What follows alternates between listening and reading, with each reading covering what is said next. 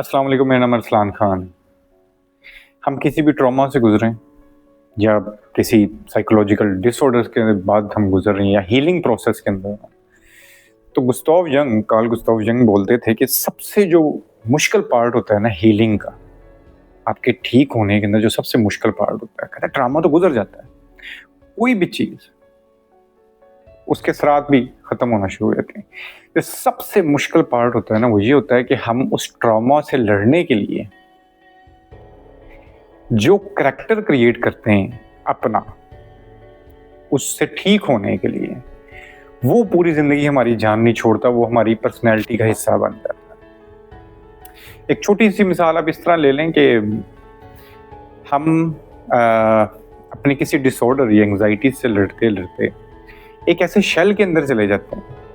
हाँ, ये चीज़ भी हमें तंग करती है, ये नहीं है। आप जिस तरह कोई ट्रॉमा, पर्टिकुलर कोई ऐसा वाकया हो गया, किसी पर्टिकुलर जगह पे ऊपर हो गया, जिस तरह मुझे अगर पैनिक अटैक आया है, वो मुझे अगर सोफे के ऊपर आया, तो मैं उस पर्टिकुलर सोफे पे कभी भी जाता था, मुझे वो दोबारा से वो फीलिंग आना शुरू हो जाती थी। एक छोटी सी मिसाल है ये, बट ये कहते हैं ट्रॉमा से निकल हम अपनी पर्सनैलिटी का हिस्सा बना लेते हैं उन चीज़ों को। उस टाइम के लिए वो चीज़ें ज़रूरी होती हैं। आपकी पर्सनैलिटी के अंदर एक चेंज आना ज़रूरी होता है उस पर्टिकुलर ट्रॉमा से निकलने के लिए। पर गलती हम ये कर बैठते हैं कि उसको अपना पर्सनैलिटी का जब हिस्सा बना लेते हैं, तो बाद में वो हमारी जान नहीं छोड़ते। हम परमानेंटली कहीं किसी एक शेल के अंदर चले जाते हैं और उससे निकल नहीं पा रहे होते हैं। तो इसके लिए वो तो यंग तो बोलते थे कि इसका हल ये है, क्योंकि जिस तरह हमने चेंज से अडॉप्ट होना होता है। जिस तरह मैं कुछ स्पिरिचुअल लेक्चर दे रहा हूँ, उसके अंदर भी यही बात बोल रहा होता हूँ कि ये कायनात हर वक्त बदल रही है, और सिर्फ यही चीज़ हमारा सेवियर है कि हम इस बदलाव को जान सकें, इस बदलाव को एक्सेप्ट कर सकें। और अगर हम इस बदलाव को नहीं समझेंगे, हम सटल चीज़ों की तरफ जाएंगे, हम कभी सुकून में नहीं आ सकते, क्योंकि यूनिवर्स इस तरह चलती नहीं है कि चीज़ें स्टेगनेंट हो जाएं। तो स्टेगनेंसी हमें चाहिए ही नहीं है अपनी ज़िंदगी के अंदर। हमें बदलाव के साथ एडजस्ट होना सीखना है। अब चूंकि हम जब किसी ट्रॉमा से गुजर रहे हैं, हम चीज़ों को सेटल इन करने की कोशिश कर रहे हैं, हमारा ब्रेन कॉम्प्रीहेंड नहीं कर पा रहा है बदलाव को, तो हम चीज़ों के साथ सेटल होना शुरू हो जाते हैं कहीं ना कहीं। जो लोग भी किसी भी किस्म की बीमारी से या मेंटल हेल्थ के किसी इशू से गुजरे हैं, वो कहीं ना कहीं इस बात को समझ सक रहे होंगे। वो बोलता था कि इसका हल है कि आपका जो अनकॉन्शियस है, हमारा 80-90% तो अनकॉन्शियस ही है, ये 10% सिर्फ कॉन्शियस होता है, जो हम चीज़ें देख रहे होते हैं, समझ रहे होते हैं, ऊपर सतह पे होते हैं, जो अंदर सारा कुछ है। तो उस अनकॉन्शियस के बारे में अनकॉन्शियस हो जाओ, उसे देख सको, ठीक है। बट यहाँ पे मुझे नीचे याद आता है, नीचे की एक बात थी, वो मैंने कहीं पे ना अपने पास शायद कहीं लिखी भी हो।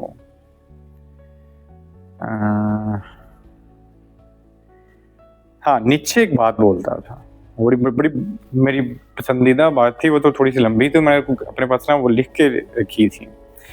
उसने कहा था कि आप अपने जख्मों को, वो इंटरनल जख्म जो होते हैं, जिस किसी ट्रॉमा से, किसी भी वजह से हमारे अंदर जो लगते हैं, उसके बारे में बहुत अच्छी तरह से जान भी लो, तो वो चीज़ आपको ठीक नहीं करेगी, ठीक है।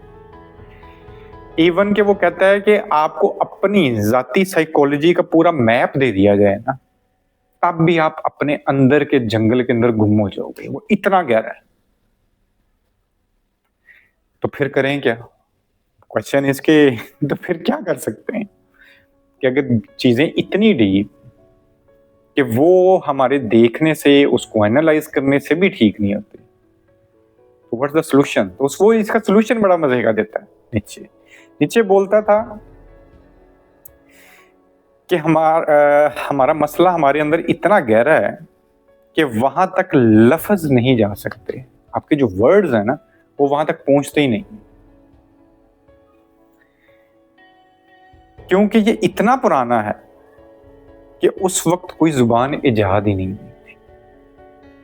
हमें लगता है कि हम भी बस पैदा हुए हैं, सारा कुछ हुआ, हमारा ये जो ये पूरी जो लड़ियां चलती आ रही हैं ये हजारों साल, और हमारे जो साइकोलॉजी की डेवलपमेंट है, हमारे अंदर की जो डेवलपमेंट है, वो भी पीछे से जुड़ी हुई, सदियों से जुड़ी हुई है। तो वो कहता है कि ये इतना अंदर का मसला है कि वहां तक लफ्ज नहीं जा सकते। तो फिर वो कहता है सिर्फ एक चीज वहां तक पहुंचती है, और वो है आपका एक्सपीरियंस। वो कहता है, और वो जगह हमारी सिर्फ एक्सपीरियंस करती है, मुझे अंदर की जगह आपका लोगों से मिलना, आपका रिलेशनशिप्स कायम करना, ठीक है, किसी भी आपके दोस्त बनते हैं, यार दोस्त बनते हो, आप लोगों से आप एक्सपीरियंस करते हो, लोगों को, चीजों को एक्सपीरियंस करते हो, ठीक है। और इस एक्सपीरियंस करने से ही आपके अंदर का जो खोल है ना वो टूटना शुरू होता है। बदलाव को अपनाना सीखना शुरू करते हैं हम इस सब के बाद। और ये उसका नीचे कहता था कि ये चीज जो है वो सिर्फ एक्सपीरियंस करने से ही आती है। हमारा जो अपना अंदर है ना, वो जब चीजों को एक्सपीरियंस करता है, बहुत सी ऐसी चीजें हमारी लाइफ में मुझे बहुत सी चीजें खुश करती हैं, मैं उनको एक्सप्लेन नहीं कर सकता हूँ। मुझे बच्चों के साथ टाइम स्पेंड करना बड़ा अच्छा लगता है, उसको क्या एक्सप्लेन किया जा सकता है, ठीक है। किसी गरीब की मदद करने से आपको एक फुलफिलमेंट मिलती है, ठीक है। मतलब कितने लोगों, जिस तरह इकबाल बोलता था, हो सकता है कि it's still a good thing कि आपको ये हो कि मैं नेक आदमी बनूं, आगे मुझे जन्नत मिल जाए, बट जरूरी नहीं होता कि आप कोई भी नेकी सिर्फ जन्नत के लिए ही कर रहे हो। आपकी अपनी खुशी बड़ी चीज होती है, उस सब के अंदर एक फुलफिलमेंट होती है। मैं बचपन में जब इशफाक अहमद साहब को बड़ा पढ़ता होता था तो मैं अपने दोस्तों को बोलता होता था कि मैं करता हूँ नशा, और नशा ये है कि मुझे मजा आता है इस चीज का कि जब मैं किसी के लिए कुछ कर पा रहा हूँ, अल्लाह मुझे लाइक रखे, तो मुझे उसका एक बड़ा मजा आता था, एक फुलफिलमेंट। उस टाइम तो उस चीज को एक्सपीरियंस नहीं था किया हुआ, छोटा था। आज जाके इस चीज को समझना शुरू करता हूँ। अरे इट्स नॉट जस्ट अबाउट कि अल्लाह मुझे बड़ा अमीर बना दे और मैं गरीब हूँ। मैं तो इस चीज को मानता ही नहीं। जितने लोग मुझे जानते हैं, मैं तो अमीरी और गरीबी को किसी लेवल पे रखना ही नहीं चाहता। मैं तो चाहता हूँ सारी दुनिया को बराबर होना चाहिए, इतना कॉन्शियस इंसानी कभी आ जाए। दो अच्छे लफ्ज बोल देना इस मोर देन। बट मैं अपने टॉपिक पे दोबारा आता हूँ, थोड़ा सा कंक्लूड इसको मैं इसी तरह ही करूंगा कि आपका जो अंदर है ना वो इतना गहरा है, वो एक जंगल है, उसमें हम खो सकते हैं, ठीक है।